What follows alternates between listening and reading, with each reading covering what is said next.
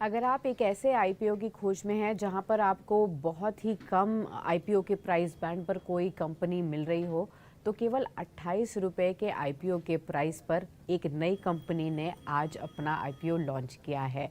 नमस्कार, आप देख रहे हैं बिजनेस टुडे बाजार। मैं हूं साक्षी बत्रा। इस खास वीडियो में मैं आपको बताऊंगी एक नए आईपीओ के बारे में जिसके मात्र आईपीओ प्राइस बैंड का अपर बैंड है 28 रुपये। इस कंपनी का नाम है मुका प्रोटीन्स आईपीओ, जो कि एक फिश प्रोटीन बनाने वाली कंपनी है और इसने अपना आईपीओ आज यानी कि फरवरी 29 को लॉन्च किया है। 4 मार्च तक यानी कि मंडे तक ये खुला रहेगा। इस आईपीओ का जो कुल साइज है ये 224 करोड़ का है। ये पूरी तरीके से एक फ्रेश इशू है, इसमें कोई ऑफर फॉर सेल नहीं है, यानी कि कुल मिलाकर ये 224 करोड़ रुपए कंपनी की ग्रोथ में लगने वाले हैं। कंपनी इस पैसे का इस्तेमाल अपने कॉर्पोरेट पर्पसेस के लिए करेगी, अपने एसोसिएट्स में निवेश के लिए करेगी और अपनी वर्किंग कैपिटल रिक्वायरमेंट्स के लिए इस्तेमाल करेगी। अब कंपनी ने इसका जो प्राइस बैंड तय किया है केवल 26 से 28 रुपये प्रति शेयर के हिसाब से तय किया है। कंपनी में मिनिमम निवेश जो होगा, एक लॉट में आपको मिलेंगे 535 शेयर्स, यानी कि आपको मिनिमम 14,000 रुपये के करीब में 535 शेयर्स मिल सकते हैं। इतना आपको मिनिमम एज अ रिटेल निवेशक अप्लाई करना ही है। उसके बाद आप इसके मल्टीपल्स पर निवेश कर सकते हैं। अब मुका प्रोटीन्स जो कंपनी है, जैसे मैंने बताया कि ये फ़िश प्रोटीन को मैन्युफैक्चर और सप्लाई करती है। ये फ़िश प्रोटीन इस्तेमाल होता है जो भी एक्वा कल्चर में फीड का इस्तेमाल होता है, फ़िश के लिए जो खाना बनाया जाता है उसमें इस्तेमाल होता है, पोल्ट्री के फीड के लिए इस्तेमाल होता है, पेट फूड के लिए इनके प्रोडक्ट्स और प्रोटीन्स का इस्तेमाल किया जाता है। फार्मास्यूटिकल प्रोडक्ट्स में भी इनके जो प्रोटीन्स ये बनाते हैं उसका इस्तेमाल होता है। तो एक तरफ तो जो फ़िश और पेट फूड की कैटेगरी में इनका निवेश है और ख़ास तौर पर ये फार्मास्यूटिकल इंडस्ट्री में भी अपने प्रोडक्ट्स का इस्तेमाल होते हुए देखते हैं। जो कंपनी की स्ट्रेंथ्स हैं वो क्या है?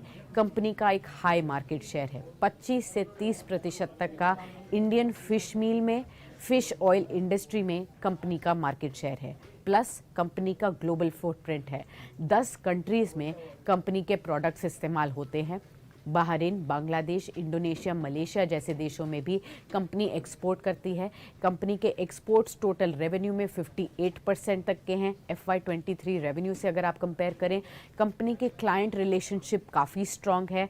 अगर आप सितंबर 2023 तक की बात करें, अपना 50% से ज़्यादा का रेवेन्यू कंपनी ने अपने क्लाइंट से निकाला, जो कि कंपनी के पिछले 5 साल से क्लाइंट्स जुड़े हुए हैं। साथ ही साथ अपना टॉप क्लाइंट जो है, लार्जेस्ट क्लाइंट जो कंपनी ने है रखा हुआ, वो पिछले 10 साल से लगातार रिलेशनशिप में है, यानी कि कंपनी की सॉलिड क्लाइंट्स हैं जो कि कंपनी से ही लगातार प्रोडक्ट्स लेते हुए नजर आते हैं। एक भरोसामंद जो क्लाइंट रिलेशनशिप है, ये कंपनी की एक स्ट्रेंथ है।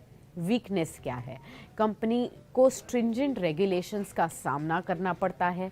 लगातार एनवायरमेंटल कंसर्न्स के रिलेटिंग जो भी रेगुलेटरी कंसर्न्स होते हैं वो कहीं ना कहीं दिक्कत पैदा करते हैं। कंपनी के बिजनेस में हाई वर्किंग कैपिटल की रिक्वायरमेंट होती है, इसलिए आमतौर पर नेगेटिव कैश फ्लो भी कंपनी रिपोर्ट कर चुकी है पास्ट में। ये दो आपके लिए नेगेटिव कंसर्न्स हैं, इसका ध्यान में रखना है आपको। कंपनी के फाइनेंशियल्स किस तरीके से हैं? मजबूती से ग्रो कर रहा है। रेवेन्यूज़ अगर आप देखेंगे FY23 में 1177 करोड़ के थे, यानी कि 1177 करोड़ के। इसके अलावा 600 करोड़ से भी ज़्यादा के रेवेन्यूज़ तो फर्स्ट हाफ ऑफ FY24 में ऑलरेडी कंपनी की किटी में आ चुके हैं। एबिडा, ऑपरेशनल प्रॉफिट्स कैसे रहे हैं? 22% तक बढ़ते हुए FY22 में नजर आए। FY23 में 40% तक की ग्रोथ दिखी। एबिडा नंबर 94 करोड़ का रहा FY23 में और FY24 के फर्स्ट हाफ में ऑलरेडी 61 करोड़ का एबिडा कंपनी कमा चुकी है। मार्जिन्स लगातार कंपनी की ग्रो हो रही हैं पिछले 3 साल में।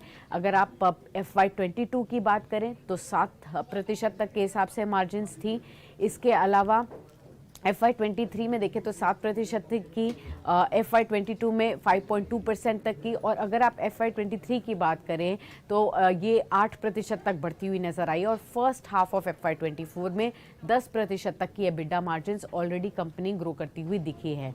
अब मुका प्रोटीन्स के जो प्रॉफिट्स हैं वहाँ पर भी आपको मजबूत ग्रोथ नजर आएगी।